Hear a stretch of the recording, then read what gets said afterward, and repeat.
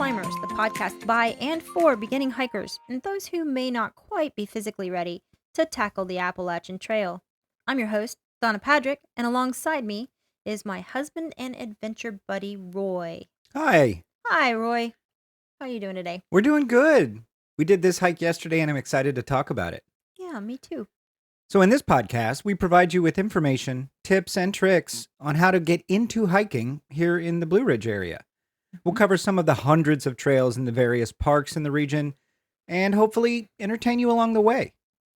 We're two middle-aged, perhaps not in the very best shape hikers. Definitely not in the very best shape. Who love the outdoors, and we want to share our experiences with you.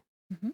So in this week's episode, Donna, we discuss another waterfall trail here in the upstate, of which there are many, many, many. Yes. Hidden Falls Trail in Oconee State Park. We'll talk about this trail and the added bonus waterfall that's on the trail, Disappearing Falls. We'll also have a fun fact by you about some fascinating artifacts along this trail and throughout the region. Mm-hmm. Finally, we'll talk about the Museum of the Cherokee in South Carolina, located only minutes away. So what do you say, Donna? Let's get into it. Yeah, let's go. So today's trail was Hidden Falls Trail at Oconee State Park. And here it is by the numbers. It's 4.91 miles from the trailhead there and back. It took us 3 hours and 8 minutes at a comfortable pace of 2.3 miles per hour.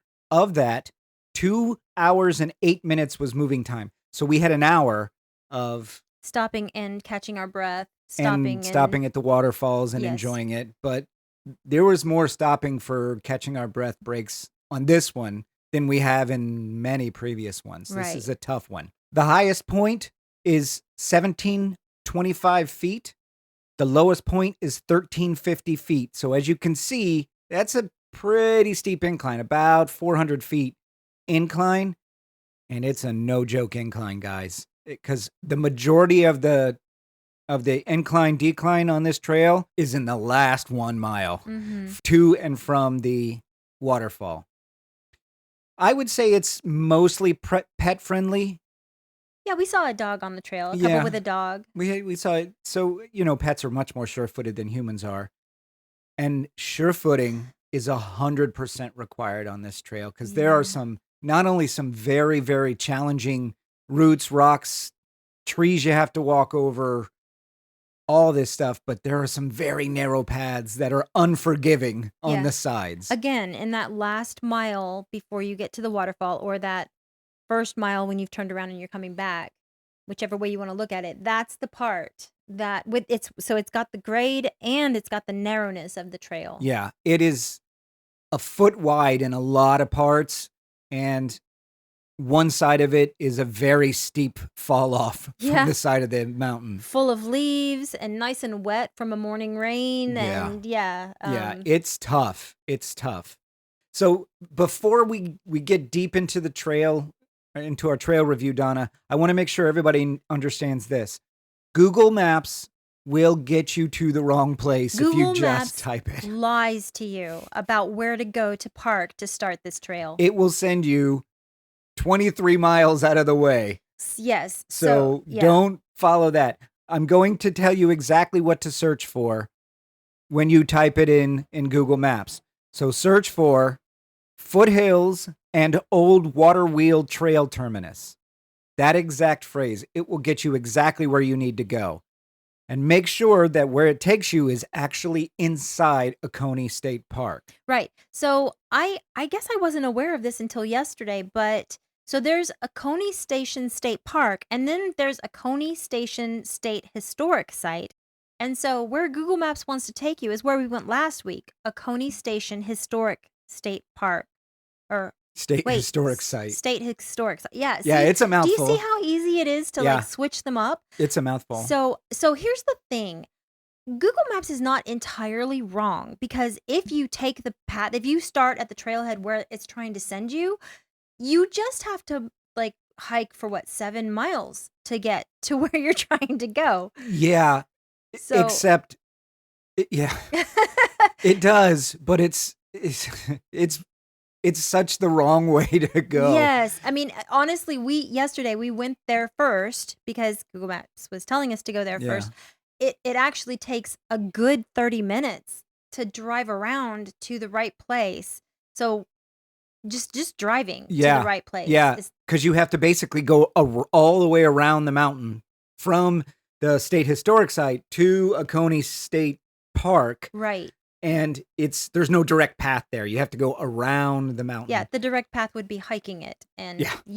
Yeah. if you're an unfit hiker in the Carolinas, you're not hiking 7 miles, I don't think. 7 miles one way. So you're talking 14 miles Yeah, if no. you stopped at that parking area. Yeah, that's rough. So just remember, if you're going to type it in Google or Apple Maps, foothills and old water wheel trail terminus, and that will take you to it. I tested it on both just to make sure it was getting to the right spot, and it was.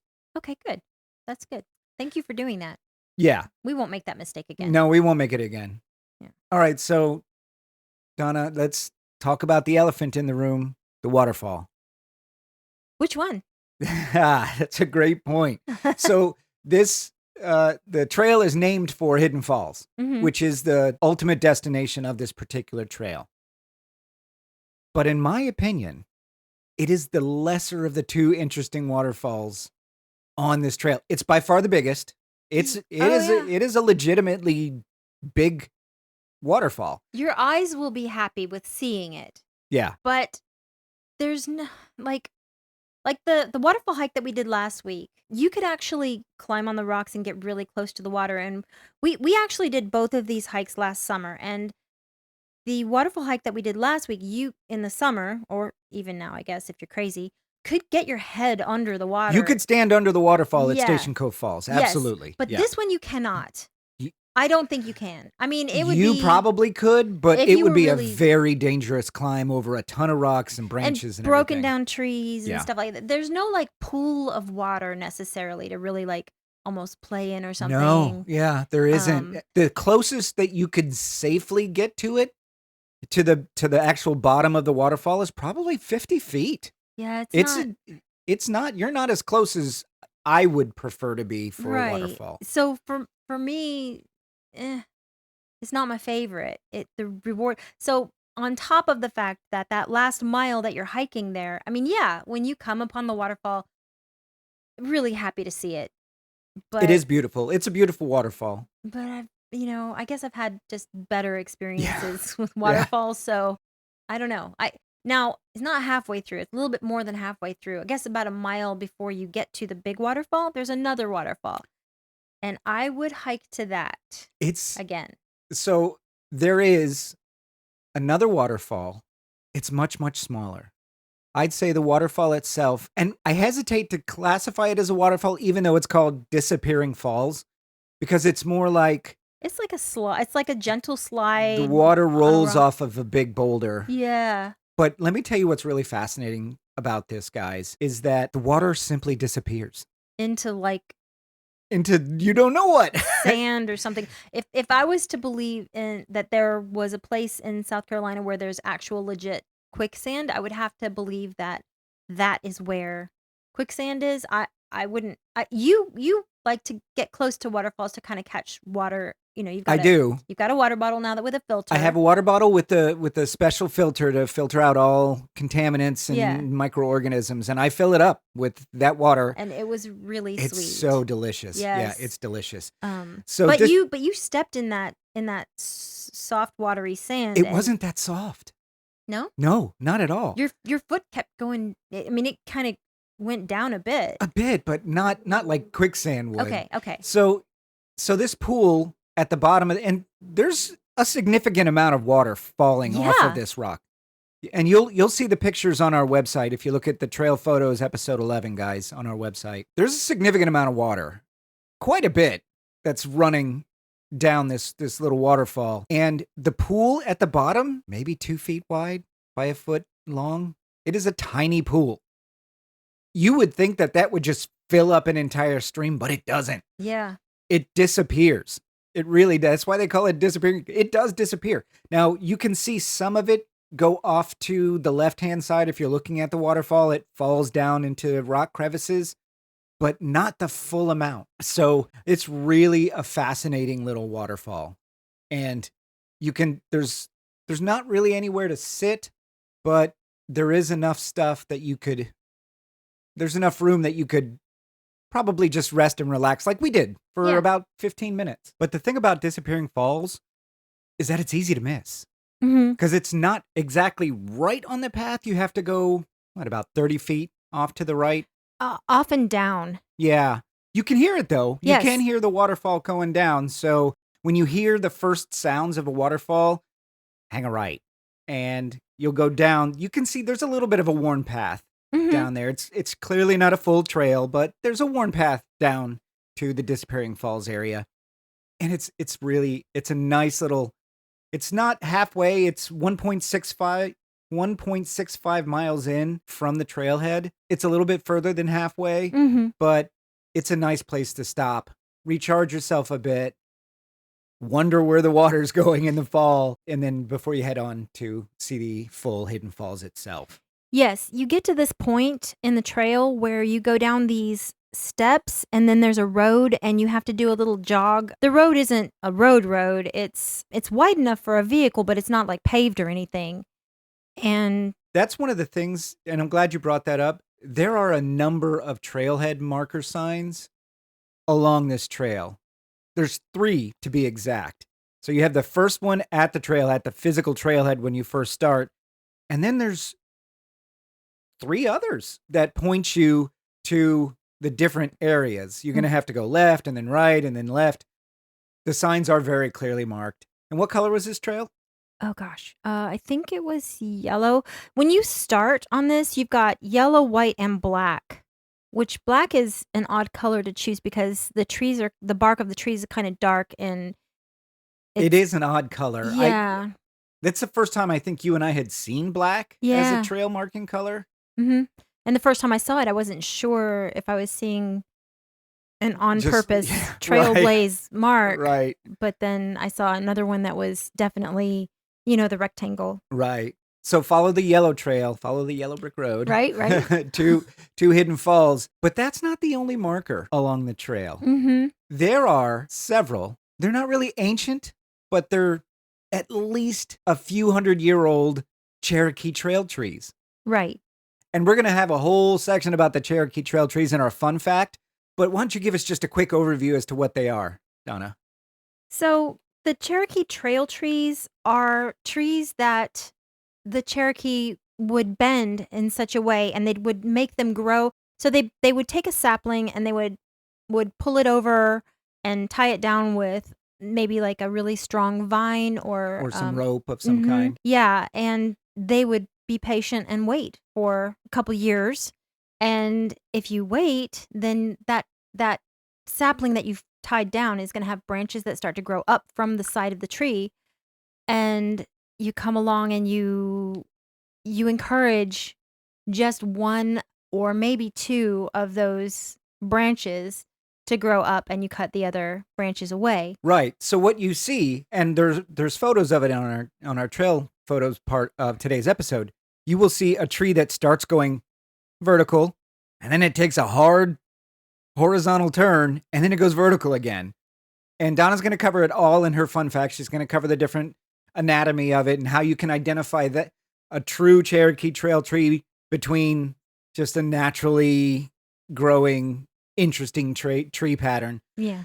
But there are some legitimate Cherokee Trail trees confirmed on this trail, and they are fascinating to see. So there's several, but I'm going to give you the location of just one. So one of them is at 0.6 miles in, and it's right on the trail, and you can't miss it. So that's one of at least 3 and probably 5 or 6 on the trail. So when you're going on these trail guys, and not just this one, all the trails, Mhm. keep an eye out for these Cherokee Yeah. Trail trees. But what's the big caveat? Because I did this yesterday. Keep looking down, because Oh. if you keep your head up, you're going to trip. And I tripped yesterday. Thankfully, I didn't fall. But this particular trail is very rooty, Oh, yeah. very rocky. Yeah. And so it's easy if you're looking up for these interesting Cherokee Trail Trees and you trip on a rock, you could easily get hurt. Oh, Thankfully, I yeah. didn't fall, but I did trip. I was very, very thankful that I had my walking stick, my hiking trail, whatever. What are they called? Trail. The trekking poles? Yeah, the Yeah. trekking pole. Yeah. It saved my life at least 10 times on this trail. And I was looking down for the most part. It's hard because you want to look up, You but want to look up. And this trail doesn't have a lot of vistas, but it does have a few yeah. that look out over the mountain range and into the valley. There are some really beautiful things to look at, and it's hard not to keep your eyes up. Yeah. But you have to make yeah. sure you know where you're going, guys. Yeah, I recommend watching your step for sure. Yeah, because if you eat it, I mean, if the older I get, the more it would hurt if I Yeah. fell. Yeah, it's so easy. This might be if it's not the most difficult footing that we've covered so far in these episodes, it's in the top 3. But then there were stretches where there weren't any rocks or That's roots fair. too, and it Yeah. was just straight. So, I don't know. I don't want somebody like starting out on this trail and being like, "What were they talking about? This Yeah. is an easy trail. Just wait, wait Yeah. for it." Yeah, there are so the very first part is very rooty, Mhm. very rocky, very little elevation change. Right, So right, right. it's not difficult in that sense, but it is rooty and rocky. And then as Donna said, it gets smooth. Yeah, And there's not a lot of and it's just rocks or roots, and it's just a nice, easy path. And then it walk gets in the very, woods. very difficult again. Yeah, It gets rocky, rooty, and 11 and 12-degree inclines yeah. on the way down to the waterfall and the way But back up. that's all the second half of it, or It's the last the last. portion. Yeah. Yeah. But the reason I mentioned going down those steps and that road there is because you're going to come across disappearing falls soon after you do that little jog and you start on that other bit. Yes. Yeah. There's the what is it, the Foothills Trail, I think is what it's Mhm. called. Yes. That runs with this. That's the white one. It'll run with it for a certain portion, and then it will veer to the left while Hidden Falls Trail veers to the right. And the signs are very clear, guys. It's in my opinion, it's very difficult to miss which Yeah. one you're going on. And I think honestly, after that road part, and then you do that little jog and that little bit, that's where it gets really pretty with the. It's not springtime here yet. This is the very beginning of March, but we can tell there's a lot of mountain laurel You're right. There's a good, and they canopy. I'd say a good quarter mile Yeah. where you're surrounded Yeah. on all sides by mountain laurel. So in about what, a month and a half? Maybe 2 months, yeah. I think End of March, probably. Well, I mean, I guess that is a month and a half. Yeah. Yeah. So yeah, you're probably right. So mid-April probably is when Mhm. they're going to really be in bloom. bloom and then it's another, so they'll bloom and it'll be magical. But then about what, a month and a half after that when they Early start. June, they'll start the fall. Yes, and it's like raining white little bitty flowers and they're just beautiful. Yeah. It's kind of like we get almost like 2 falls here. You get the fall, of course, with the different color of leaves and the leaves falling, but I guess in early summer, midsummer, when the mountain laurel flowers Start to fall fall, off. they rain. It's so pretty. You and I have done hikes when the mountain laurels were falling. And like, I typically don't like to shake trees, but there was Mhm. one time where I shook a tree and it just snowed mountain laurel flowers on us, and it was so beautiful. So this trail will be particularly beautiful in spring when the mountain laurels are in bloom. Yeah. I'm looking forward to that. Even if you just go to, let's say if you just go to Disappearing Falls and turn back, you're going to get not only Disappearing Falls, but you'll also get the mountain laurel Mhm. section. And then you can avoid the really difficult part to go down to Yeah. Hidden Falls. I recommend going to Hidden Falls at least once just so you can see it. Yeah, now I want to say last summer when the very first time we did the Hidden Falls trail, that last bit, there were 2 big trees that were down that we had to climb over one and under the other. Yes, and those have been cleared. Yes. Thank God. So thankful. Yeah. Also this is the trail where I don't know, I think you mentioned this once before in another episode, but I was chased by, in my mind at least, they were murder bees. In your mind, they were just mosquitoes and I was being ridiculous. No, I'm not going to say you were being ridiculous. So this was full on July summer, Uh-huh. height of bug season. Yep. There were a lot of bugs out. And I am not taking that away from you. they were dive bombing me. They were hitting me in the side of my head. They were buzzing in my ear. They were attacking me. I don't know. I mean, I didn't actually Okay. get bit or stung. No. So in your defense, yes, I did somehow survive the ordeal. But I always walk behind Donna on the trails because one, I want her to set the pace so that because I typically move a little faster on the trails than she does. And I don't ever want her to feel like A, she needs to keep up, and B, I'm leaving her in the dust. So I like for her to set the pace. Plus, I also like to just make sure if she trips or something, I can see it rather than just, being in my own little world, plowing along. So I did see the bugs harassing her. I didn't see any murder bees. they were murder bees. I didn't see any murder bees. And But I I'm did not- see bees this time Yes. down at the waterfall itself. There was a swarm of bees down Yeah. there. We got pretty close and they didn't bother us at all. Yeah, I was enjoying the view of the waterfall. Somebody had been there before us yesterday and had eaten an apple and left a bunch of apple pieces is on the that ground. what they were going after? And I think because I think that these were honeybees. Honeybees. They look like Thankfully. honeybees. Yeah, I they mean, look like it's a good honeybees. thing because I understand we need more honeybees. We need them. Yeah. Yeah. Their populations. Don't need more murder Concentrate. bees, but I we do don't- need. Is there a murder bee? I'm pretty sure there is. I think that day that I was. But you didn't get murdered. I So didn't. you're slandering bees. Well, I'm just saying that those particular bees on that day failed at their job. Oh, I see. They're, So then maybe it would be like attempted murder bees?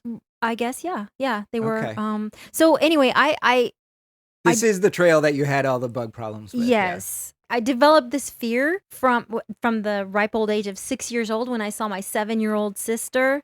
She stepped in a yellow jacket nest, Oh, and gosh, that then must have been horrible. our older sister was, because Debbie was screaming because she was, Of course. she was actually getting attacked by murder bees. Yeah, yeah. And Terry was hosing her down with the hose. My mom was up in the house, pregnant with my younger brother, and seeing her daughter hosing down her other daughter who's screaming and screaming. dancing around. Yeah, in the Doesn't yard. know what's going on. And Yeah. I'm witnessing all of this, and so mom's yelling at. It was it was a core memory Yeah. for me. So I'm not a fan of murder bees. Yeah. They're in the summer. There are a lot of insects on this trail. Mhm. I'm not going to lie about that. The- So yeah. if you go during the summer, we recommend, and this will be a product that we review, Thermacell insect repellent. Well, It's not a spray. It warms up and it sort of creates a. Creates a bubble of insect repellent around it, and we used it this past summer. And Oh yeah, you got it literally right at. Yep, Like we I came got it home from that and I hike ordered it that day because you were so worried that I was going because I was moving. Like I was exhausted from the hike, Yeah. but I was It was the fastest you'd ever moved on a trail. I was motivated to survive the Yeah. ordeal. So I somehow flew over rocks and roots. Yeah. And you were very concerned. I was very concerned because, like I said, normally you move at about 2.2 miles an hour. Normally that's our normal pace. You were easily 3.5, 4. You were moving on that. I had a hard time keeping up with you. And so, yeah, we came home and I bought it that day just to make sure that you didn't have that problem. And it works really well. Mhm. So as it gets closer to bug season, we'll make sure that we review that and tell everybody how it works. It's a great product. Donna and I don't like putting insect repellent on our skin. Yeah. It's greasy, it smells. Well, So, sticky yeah. more. Yeah. So we don't, but this is something you just turn on, put it in your backpack, and you got a big bubble, and it works really well. Like not in your backpack, but in like the pocket, Yeah, the in the side pocket of the pocket. backpack, And it, yeah. kind Yeah. of smokes a little bit or something. I don't know It just It's puts like- out this it- this chemical that they don't like. that the bugs don't like. Yeah. So, and you can barely smell it. The humans, I mean, I could barely smell it, but it lasts several hours. It's great. We like it. Yeah. We like the Thermacell. So we'll review that at a different time and talk all about it. Yeah. But okay, so for all that this trail has, it's got disappearing falls, It has hidden falls. It's got the wonderful Cherokee Trail trees. Would you recommend it? I would recommend it. I think it's one of those that you should probably hike. I mean, well, hmm, depends on if you live here or if you're vacationing here. If you're vacationing here, I'd probably skip it. Skip it. Yeah. Yeah. I Um, mean, if you live here and you want bragging rights, then maybe do it. if you're looking for a good waterfall hike that is faster, not nearly as challenging, but still enjoyable, Station Cove Falls. Station Cup, the one we did last week. Yeah. Yeah. If you've done that and you want to see something else, Something different. then you can go to this one. Disappearing Falls in itself is just an interesting phenomena. Yeah. So you can do the easier part. And Yeah. it's still not, even just going to Disappearing Falls and back is still a break a It's- sweat hike. Yeah, I would say so. But going from Disappearing to Hidden, that's when it's feel to burn. Mm-hmm. So I would recommend it too, but it would be low on my list Yeah. of the things. Definitely Table Rock State Park Mhm. first. Definitely Station Cove Falls. Definitely probably Rainbow Springs before Yeah. before this. Yeah, I want to revisit Rainbow Jones. Falls. Yeah. Yeah, Jones we're Gap. gonna do that Yeah. in the coming weeks. So yeah, we enjoyed it. Disappearing Falls I enjoyed better than Hidden Falls. Yeah, Hidden Falls can kind of stay hidden. For me. It would, like you said, it would be different if the fall itself was more accessible. If you Right. could get down to the fall and actually touch and feel the falls, but you're so Yeah. far away from it. Right. I will say that one of the most prominent Cherokee Trail trees was pretty close to the fall, and the nose of it was pointing toward the fall, I believe. Yeah, I think you're right. Yeah. Yeah, it was pointing toward it. The trail trees in itself are worth a look. Yeah. Are worth a look. But you don't have to go all the way down to get to it. No. So No. that's it. Definitely a feel the burn Yeah. hike for sure. So now let's get into what these Cherokee Trail trees are all about with Fun Facts with Donna. All right. So today's fun fact is kind of exciting to learn about for me. So, my son Josh, we were on vacation in North Georgia several years ago. Remember that, Roy? I do. And he saw this tree when we were hiking. He saw this tree that jutted off to the side and then went up. This was Cloudland Canyon. In North Georgia. Yep. It was super confusing to look at this tree, and he said, "You do you, tree. You do you." And from then on, whenever I saw trees growing this way, I would say, "Oh, look, it's a you do you tree." So that's what I called them. That's what we call them still. Yeah. We saw them really quite often. We saw them at Paris Mountain State Park. We've seen them. At almost all the state parks we've been on. Yeah, without even really looking for them. We just kind of have seen them. They're hard to miss. Mhm. They're hard to miss when you see them. And they're right on the path usually. They're right on the Usually, trail. Yeah. Remember Paul Harvey? Wasn't he the NPR guy? Or? Yeah. Mhm. So this is the rest of the story. Oh. The rest of the story. So ever since the beginning of human existence, trees have been important. Some of them provide food, but some could be used as reliable landmarks. Like, have you ever gone anywhere off the beaten path out in the country and GPS may or may not be a reliable way of getting you where you're going? And you ask for directions and somebody's like, "Oh, you turn left at the fork in the road. You know, the one with the big old oak tree in the middle of that fork." I Or- haven't, but I've heard that in movies. Yeah. Okay, all right, yeah. I mean, we're old enough to remember a world where there was no GPS did not exist. Right. Yeah. So you kind of needed like, oh, that big boulder or that, Yeah, sure. the big red barn, Right. You can't miss it. Can't miss You it. know. So Which you Nate, can miss it, Oh, by the way. oh yeah, yeah, Yeah. totally. Yeah, that sentence, you can't miss it. That's just to make you feel like an idiot when you do miss it. Yep. Yeah, it's designed to make you feel bad. But Native Americans took that whole idea of turn here or whatever, took that a step further. So many of us have some Cherokee or Native American heritage, and even if we don't, it's fun to learn about them, at least for me, about the people who inhabited this land long before white men. The arrived. culture is fabulous. Mhm. It's so fascinating to me, their It culture. really Yeah. is. Yeah. So you know how we have roads, like highways with signs and everything telling you where restaurants are and such? Yeah, sure. Yeah. See the big old Chick-fil-A sign with a cow on it. Yep. Mhm. Well, the Cherokee had these too. They were called trail trees. At least that's what they're called now. I don't know what they called them. but Probably not trail trees. probably not. Yeah. And they pointed to things like food sources, water sources, and safe paths to get from here to there. That's fascinating. Yeah. Yeah. So I mean, they knew what they were They doing. did know what they were doing. I mean, Yeah. people call them primitive, but Mm, that's pretty friggin' smart. yeah. Something that's going to be permanent for a very long Very long time. time. And you're in the woods. And Right. There's like, hundreds of, and back then, it's not exactly as if you could stop at 7-Eleven and grab a big gulp. we go on these hikes and it feels like there is no civilization for miles and miles and miles. Yeah, a lot of these hikes, you can't hear a thing. There's no Mhm. cars. Which there's is no airplane. great, Oh, I love but it. Yeah. it would be terrifying if you were lost If there in was the no woods. trail? Yeah. Yeah, absolutely. Yeah.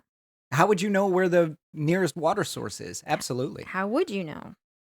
So these trail trees are living artifacts. These trees were their navigational system. They told them which way to go for trade or hunting and gathering, or which way to go to slaughter their enemy who was trying to take their lands. Oof. Yeah. Okay. It took a It, dark turn. it A did. little bit of a dark turn. These trails, they had multiple purposes. Okay. I mean, you know. Yeah, so trail trees, sometimes called bent trees or marker trees, they're like 200 years old. Some of That's them are like 150 years old, some are 200 years old, some are 300 years old. They're We've seen old. some very thick Yeah, trail some trees. very thick UDU trees. Yeah. Yeah. Mhm. Clearly several hundred years old. Mhm. Yeah. And they're disappearing because of disease, weather, urbanization, and of course, age. Yeah. It's terrible. So there's this group called the Mountain Stewards. It's a Georgia-based nonprofit group. And one of the things they're doing is they have this project called the Indian Trail Tree Project. And they're mapping all these trail trees, as many as they can before they're gone. It's nationwide. And the Mountain Stewards partnered with a conservation group out of Asheville called the Wild South. And between these two groups, they've mapped more than 2,450 trail trees in 44 states. That's incredible. Yeah. So you're telling me that independent of each other, Mhm. native tribes used This is what they did. the same basic technology, right? Yeah. That Yeah. is incredible. So did they learn it from each other, or did they just come up with it independently? I have to believe that they would get together and talk about what works and what doesn't. And, Or you at the know, very least, traders would say, "Hey, you know what this tribe's doing out east? They're bending trees to mark." And others are like, that's a great idea. We're going to start doing that. I mean, that I don't know. you would I think that the Native Americans communicated with each other, friendly tribes, friendly clans. through trade, I'm sure. Yeah, Yeah. yeah. Mhm. So there was this documentary made about these trees called Mystery of the Trees, and you can watch the documentary on YouTube. Look up Mystery of the Trees YT30. I don't know why the YT30 Yeah, is I in don't it, know. but whatever. That's how I found it. But yeah, so this is how they did it. The trees, they noticed that the trees will grow from their top. So they would take a sapling, a fairly tall but skinny and pliable sapling. They like to use hardwood trees. I'm guessing because those are the ones that are going to last the longest. I don't think pines bend either, to Mm, be honest. Yeah. yeah. It sounds like a hardwood would not bend, but If it's young enough. yeah, Sure. if you catch it at the right age, Yeah. sure. Anyway, they'd bend it down and fasten it down with rope or leather straps and leave it there for 2 to 3 years. So 2 to 3 years they'd leave it. That takes some patience. Like, that takes some planning. Right. So they basically they bend it over and then they put a splint up under the stalk part to create as close to a 90-degree turn as they Right. can. Yeah. And then they tie the other end down Mhm. to kind of make I guess in essence, inverted L, right? It's a 90-degree turn. Yes. Yeah. Yeah. Some of these trees you'll see don't have as much of a 90-degree, and they might not have had that. The splint Mhm. holding it up. Yeah. It almost looks like a big what we imagine like a slingshot kind of Oh, sure. like a and then the V of that slingshot would be holding the branch up. Right. Right. Yeah. But yeah, so the reason that they left it for 2 to 3 years, they'd come back, and by the time 2 or 3 years had passed, this would now have branches that would be growing up from the top part of this sideways tree, and Because trees typically they want to grow they wanna grow vertical. up. They Right. wanna grow, yeah, toward the light, toward the Mhm. sun. So they would then cut off all but one or sometimes two of these branches. So some of these trail trees would have a branch that would look like it's going up from the original trunk, and also one that came up from the 90-degree angle. Okay. So you'd have two, and I have to believe that I wasn't able to find like I'm sure they had reasons for it being two trunks or one trunk. Sometimes it would just be one trunk, like Right. the 90-degree angle, and then they would just leave the one bit going up that is from that's from the jutted over part. Right. Right. There has to be a reason, right? Yeah. There has to be, because I mean, if you think about it, everything they did was very calculated. Sure. Picking the exact right type of tree, Mm-hmm. leaving it for a very specific amount of time, Sure. bending it at the right angles Mm-hmm. in the right direction, because they were used to point towards something, Right, right, right? right. Yeah, this was very calculated. Mhm. So, you might want it to point like the nose of it. It'd go at a 90-degree angle. You could make a tree point at anything that In you any wanted. direction you wanted to. Yeah. Sure. So, like the trail tree that we saw that was pointing towards. Fresh water. Mm-hmm. Yep. Pointing towards the waterfall fresh water source. Mm-hmm. So it bends at a 90 degrees, pointing directly toward the fresh water source. There's a stalk that was originally growing out, but now it's growing up. Right. And they cut it off right after. They cut off the main stalk right after that, so that the stalk that is now growing straight up becomes the main stalk. And that's what gets you that up over up shape. The you do you. Yeah. Yeah. It's really not the tree you do you. It's really the Native Americans Natives doing you do you. When you guys see this in the wild, and you can see pictures of it on our website, and of course if you Google it, you'll see tons of them. It is very distinct. Mm-hmm. You can't miss it if you're out there. Like Donna said, some of them are much more subtle than others are. Some of them are very drastic. It is a hard 90 and a hard 90 going back up. Yeah. But that's so fascinating. What else did you learn? So the nose part of it, when they'd cut off what used to be the top of the tree, in order to encourage it not to grow that way anymore, or to really make it not grow that way anymore, they would pack it with moss or with charred bark, and then that would, so they'd cut it off, and I guess they would maybe cut out a little, I don't know, a notch or whatever, and pack it to prevent it from growing. Right. And yeah, they knew what. So this is trial and error, right? I would think. I mean, this happened over hundreds of years, where they were like, "Oh, that didn't work. It just kept growing." Yeah. And they're like, "Oh, what if you pack it with this? Yeah. What if you burn it? What if you notch it?" Yeah. And when you find an authentic trail tree that was made that way by the Native Americans, you can look and you can still see like a slight indentation of where like maybe a rope was holding it. And we saw that on the tree that I mean, the trail tree that we were on was right on the trail that we were walking on. Mm-hmm. So it was clearly that trail was part of the original Cherokee Trail. Which is super exciting to think that hundreds of years ago, this is the path that they were walking. Isn't it great? Yeah. It's absolute. This area just keeps on giving to us. Yeah. Yeah. So after bending these trees, they would usually carve their clan insignia into the tree. Oh, you mean like bear and wolf and eagle, like that? And wild potato. Wild potato was a clan. That's right. Yes. Yeah, my favorite. Yeah. I mean, right? Yeah. How is it not your favorite? I mean, you think about it, right? If you're this great Cherokee warrior, I'm in the bear clan. I'm in the wolf clan. I'm in the eagle clan. I'm in the wild potato clan. Yeah, you know what? You don't mess with the wild potato clan. You don't mess with the wild potato clan. And I am not denigrating the wild potato clan at all. But maybe come up with a different name. I wasn't prepared for that when we learned about that in Cherokee, North Carolina. Right. I wasn't either. Because, they're talking about all these powerful like and majestic like owl and stuff like that. And it's, well, you know what? Did he say wild potato? I'll bet the wild potato clan was very important to the tribe. Oh, absolutely, they were. Yeah, I'm sure they were. I'm sure the wild potato clan were. Maybe they're the ones that were in charge of bending these trees.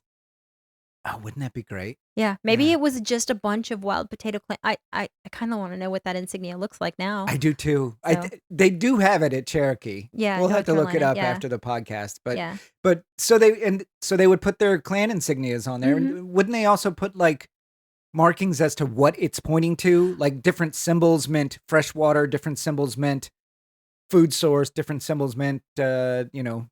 Probably, Yeah, probably. I think I read that somewhere.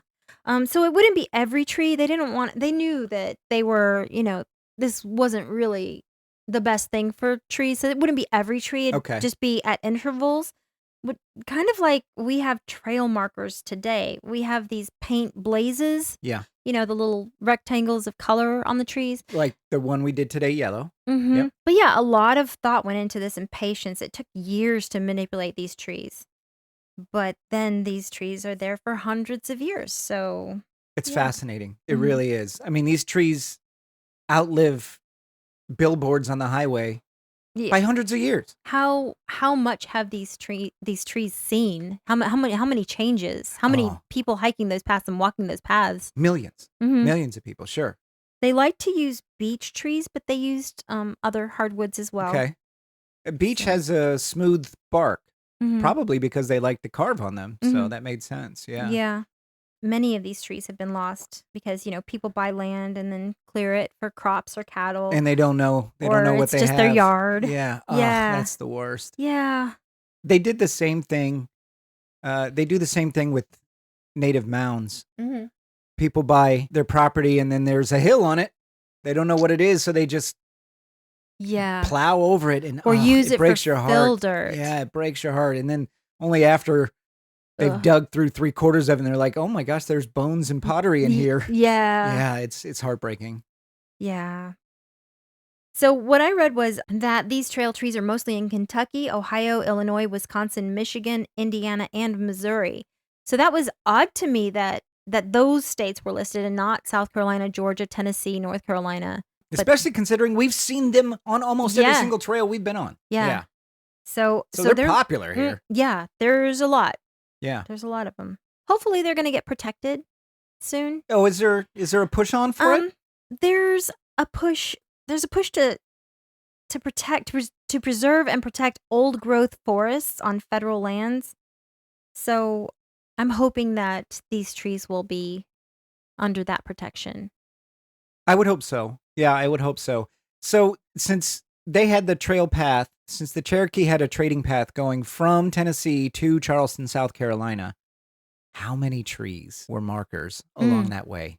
yeah, Hundreds, thousands probably, right? right. Thousands, if not tens of thousands of trees. So what happened when the British came, when the Revolutionary War, the American Revolution, Mhm. the British were using they were kind of the Cherokees sided with the British because, the British were telling them, "Hey, you'll get to keep your land if you side with us and we're going to try and keep the settlers from, taking your land."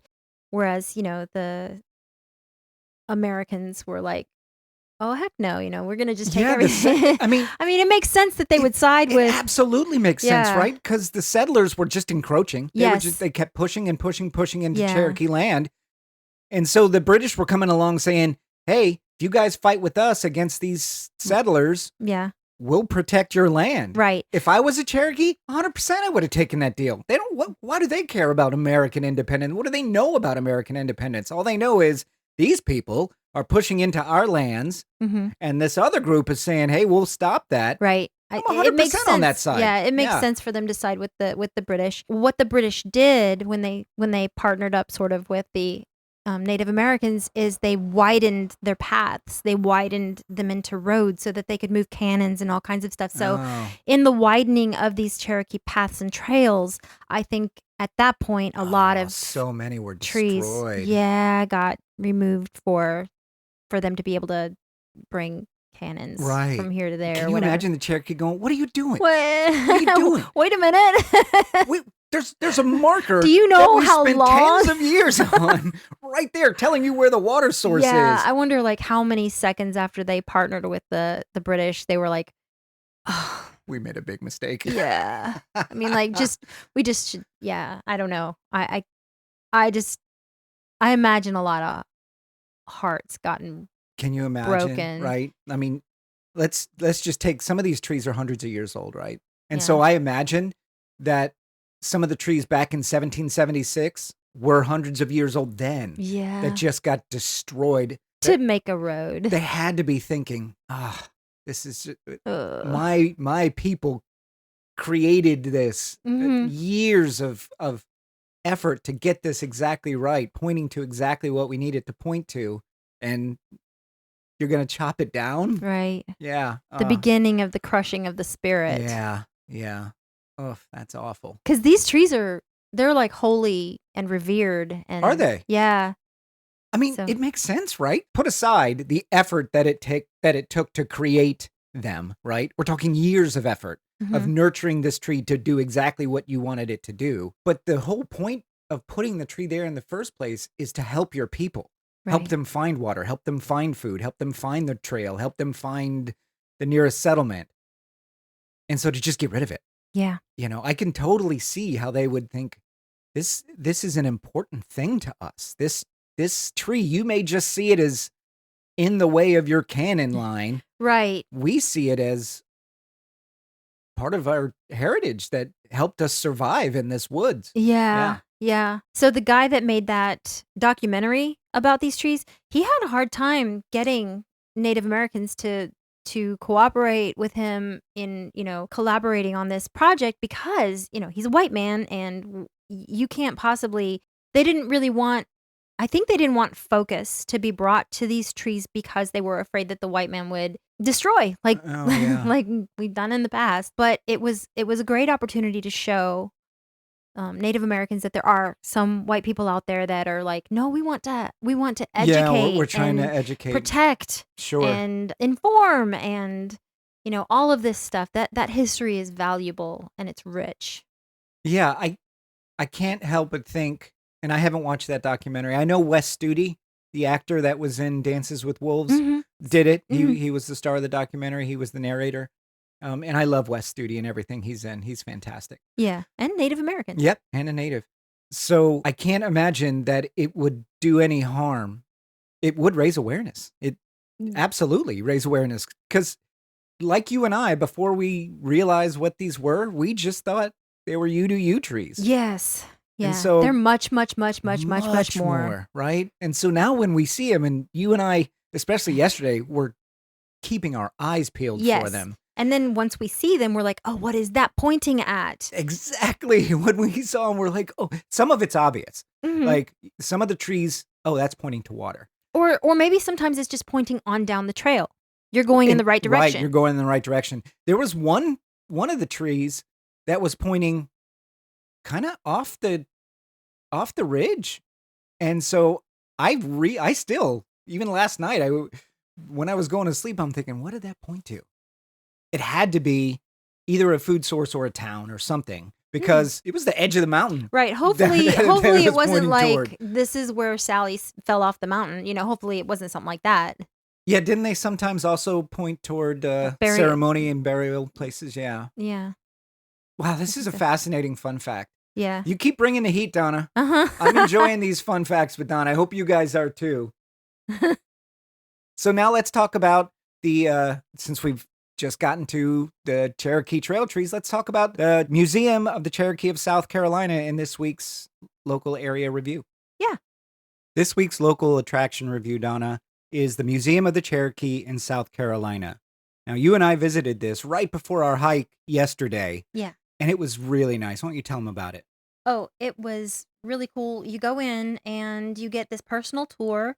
The museum itself is not big at all. It's only about 4 rooms. There's a main room that has most of the, exhibits, and yeah, you learn about the paleo Native Yeah, the Americans. exhibits go all the way back to the Paleo region or Mhm. the Paleo epoch, which was thousands of years ago, and then it moves into the Archaic period, and then into the early history, prehistory, and then modern times. So they cover a lot of ground They do, they in really 4 do. rooms. Yeah, well, yeah, and in the limited amount of and, I think everything was donated.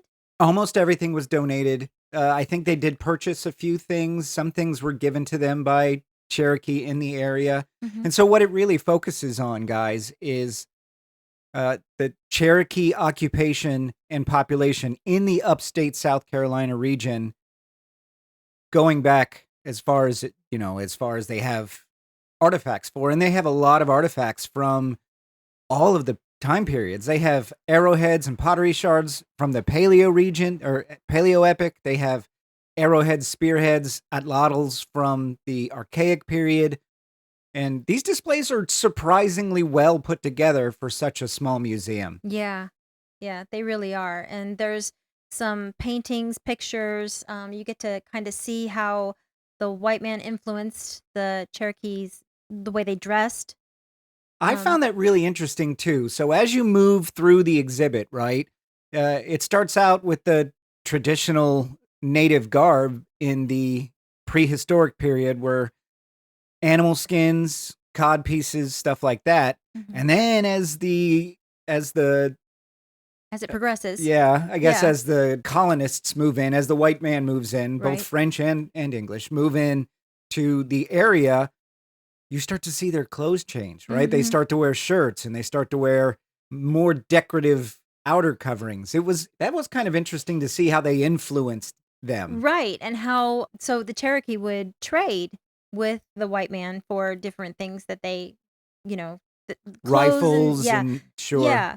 And so they took some of the fashion of the day from the Englishmen and were wearing things wrong. And that made the Englishmen, I think, feel very silly. And so the Cherokee also influenced the Englishmen to change their look because That's funny. yeah. They were like, "Oh, that looks stupid. Is that what we look like?" That's what, yes, yes, that is what you look like. Right, right, right. You It should was not be wearing an ascot in the middle yeah, of the yeah, yeah. yeah. Yeah, no, it's funny. They had some exhibits on the trading path, which we talked about in our Cherokee Trail Tree segment, the fun fact that you heard just a minute ago. But they had a trading trail all the way from Tennessee through the part of North Carolina that is between Tennessee and South Carolina, through Tennessee, through South Carolina, all the way to Charleston, where Mhm. the main population of the English were. And so they would bring skins and corn and all kinds of other stuff that they had an abundance of to trade, Right. including rocks, to Charleston. And in exchange, they would get flint and rifles and stuff like that from the people in Charleston. And so this whole trade route was a trade trail that goes all the way through South Carolina, including some of the trails that we hike today. Mhm. Yeah, that was really fascinating. And they do have a small display about the trail trees in the main in the gift shop area. There's a small display about trail trees. Mhm. Yeah. It's really fascinating, and with as much as you love rocks, it's a good thing that you didn't live back then because you would have traded all of your wealth for the rocks that the Native Americans were trading. 100%. Yeah. 100% would have traded everything I had for some cool rocks. Yeah. Yeah. Yeah. It was neat looking at especially the archaic and the paleo time period arrow and spearheads, Mhm. looking at the different stones that they used. You could see obsidian, you could see granite, and I am almost 100% certain that I saw amber as one of the arrowheads, Oh, and yeah. I asked him and he didn't know what it was. Yeah, well, the guy that gave us the tour was the new guy, and yeah, so and he didn't know how to, like, take a credit card payment, so it was a good thing we had some cash Yeah, with us. guys, that's a big thing. They do take electronic payment, but just bring cash for this particular one so you don't run the risk. Thankfully, Donna we rarely carry cash anymore, but thankfully Donna had some on her, so we were able to pay the $3. $3 a head, yeah. Yeah, it's not necessarily an entrance fee. It's It's a $3 yeah, it's donation. a donation. Yeah. It's a suggested donation. Right. Yeah. And you can buy stuff there. They have t-shirts, they have books. There's some great books there. And I almost bought one yesterday, but again, he He's couldn't take electronic yeah, payment. So we'll have to go back yeah. and buy one. It's really close to the trail, It's only about 15 minutes outside Oconee State Park. yes. It's in downtown Walhalla, and the address is 70 Short Street, Walhalla, South Carolina, 29691. And they do have a website. It's CherokeeMuseumSC.org. Oh, okay. And you can go on the Interesting. website, you can get their hours, you can contact them. They don't have a lot of pictures of their exhibits, and that's because they want people to go and look at it. So, but I found it pretty neat. One of the most interesting things at the museum, for me anyway, what I found most interesting is they have maps of the lower towns, Hmm. the Cherokee lower towns that are in the area. And there was a number of Cherokee lower towns, including Oconee. So last week in our episode, when we covered Oconee Station State Historic Site, we discussed that there was a Cherokee town there before William Richards moved in, and it was called Oconee. And that's what the county's named after, this lower town. And so this lower town was a part of a network of lower towns in the Cherokee region here in the Blue Ridge area, including Kiowa, Chudo. There was Toxaway. So you notice if you live in this area, you've heard those names before. Those are all named after those lower towns. So it's really kind of interesting there. So they had the map of the lower towns, and then they have a map of the trading routes Mhm. going from Tennessee all the way through those lower towns and in there. And so I really enjoyed seeing that. I enjoy that history a little bit more than some of the super old history. While that's fascinating to me, This is tangible, it's touchable. it is, yeah. And, and there's just by the nature of prehistoric research, it's vastly speculative, Oh, yeah. So they simply don't have enough data or artifacts or anything to make any really strong scientific decisions on, okay, these people did this, they ate this. They make really good educated guesses, and I love the archaeology and paleontology community. But it's that's got to be a tough job. Oh, yeah. Yeah, I was fascinated by that first exhibit where you see the the paleo era, spearheads. They're so much better than the arrowheads just across the From room the archaic from period. yes, He so did talk about that. a little bit, yeah. Yeah, he talked about how much better they were made. The stonework was made from there. I didn't see it myself personally, but I am by no means An expert an on it. expert on Um, stonework.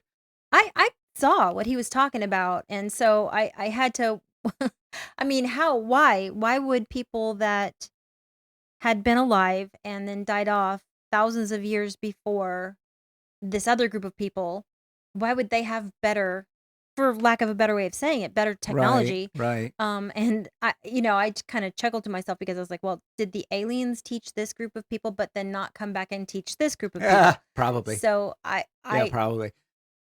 I think what it is, archaeologists say that there was this mass cataclysm in North America between the Paleo epoch and the Archaic epoch that wiped out the megafauna. So we're talking about the woolly mammoths and the saber-toothed tigers and the giant sloths.